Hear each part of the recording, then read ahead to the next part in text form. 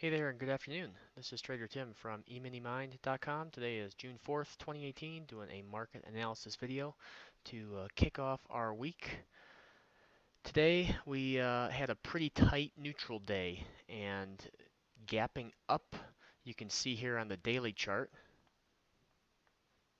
we've got still I have that the big 50% retracement short drawn up, but a little bit smaller.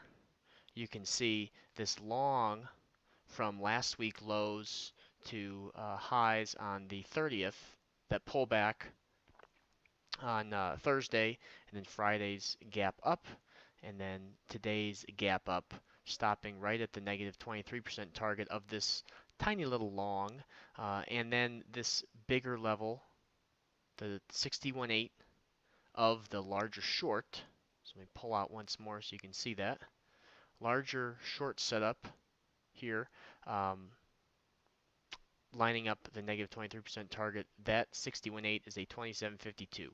And that 27.52 is what we've been looking at for quite a while. And that's kind of that big number that needs to break. Now it's beneficial and very important to the markets that we closed above these two swing highs back here. That's very important because for a while we were knocking our head on these highs and not able to break any sort of swings without getting resistance.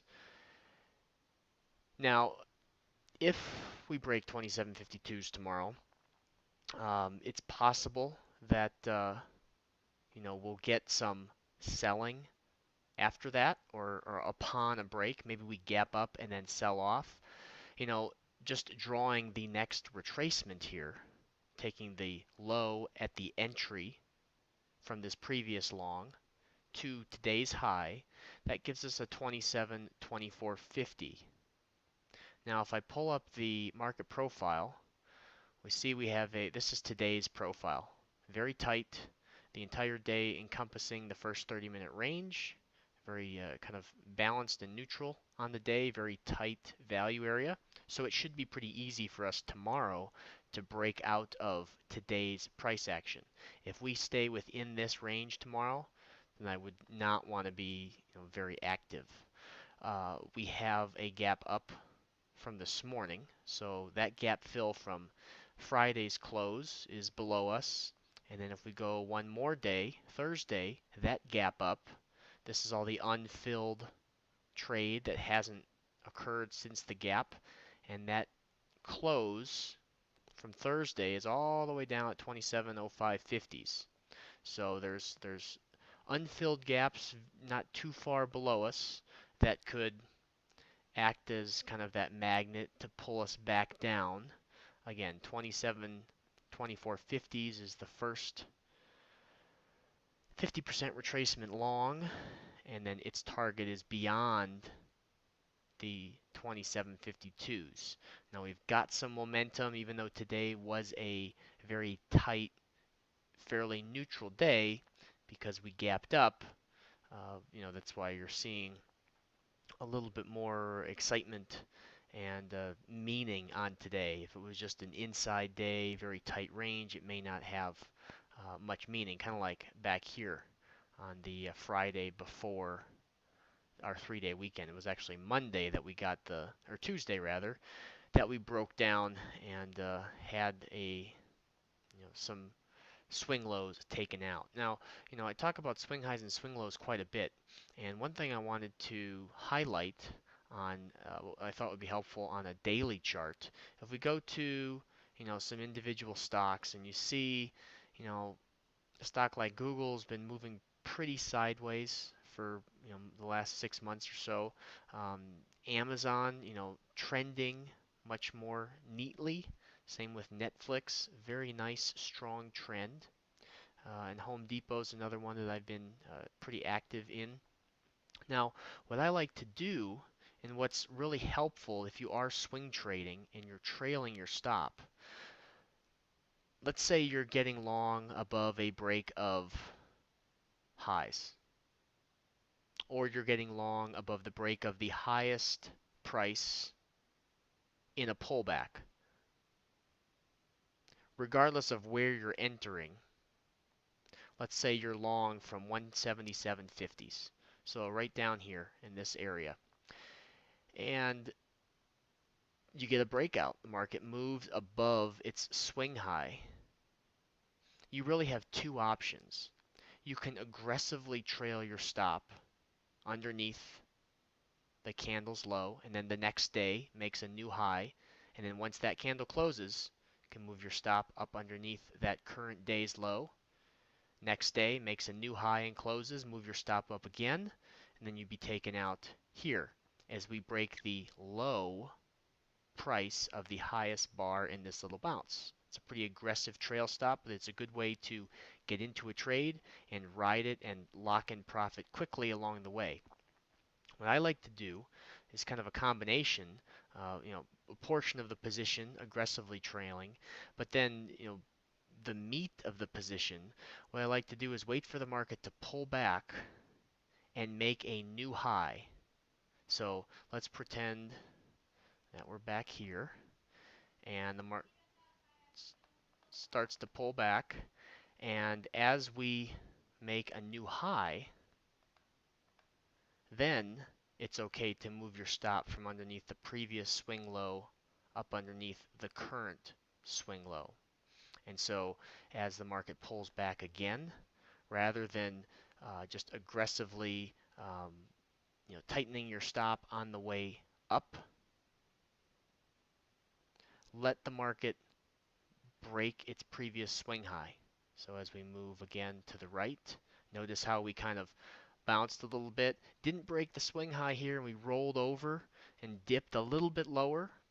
If you wait for that new high to be broken, or to be made rather, here as we did today, now it's okay. Now you have a definitive swing low here, which you can move your stop from underneath the previous one to the current swing low. But the key, or the most important part, is to wait for a break of the previous swing high, which is what's happening today, for example, in Home Depot. So that's how you can use the trail stop method, both approaches, the aggressive method and the conservative method, to stay in trades longer without getting shaken out in periods where market's pulling back a little bit, but really not breaking any sort of major swing low. The trend is staying intact. So liking Home Depot along with Netflix and Amazon as well. You just go through these stocks and look for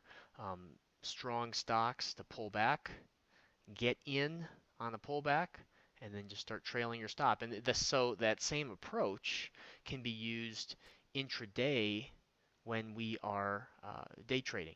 And today was a very, very tight range bound day, but let's say you got short on the double top up here, and whether you shorted a break of a low, just shorting at highs in a high tick, but using the swing highs here, let the market break this swing low, then you can move your stop from the previous swing high down to the next one. Market moves down, gets a little bit of a bounce, do nothing until the market breaks the swing low here, which it does, and then you can move your stop down again, and then we get a little bit bigger pullback, and that's what takes you out of the trade. And there's been quite a few trades over the years where sometimes just getting in at the open, near the open, or getting in at a reversal, and 15, 20 points later, on these big sell-off days especially, boy, you can really capitalize big if you're just a little bit patient and have that approach in your tool bag ready to be pulled out. It's easy to have a plan for what you're going to do when a trade goes against you in the form of a hard stop. But a lot of people don't think about how am I going to manage the trade if it starts going in my favor and not just 2 points in my favor, but what if it really starts to run? So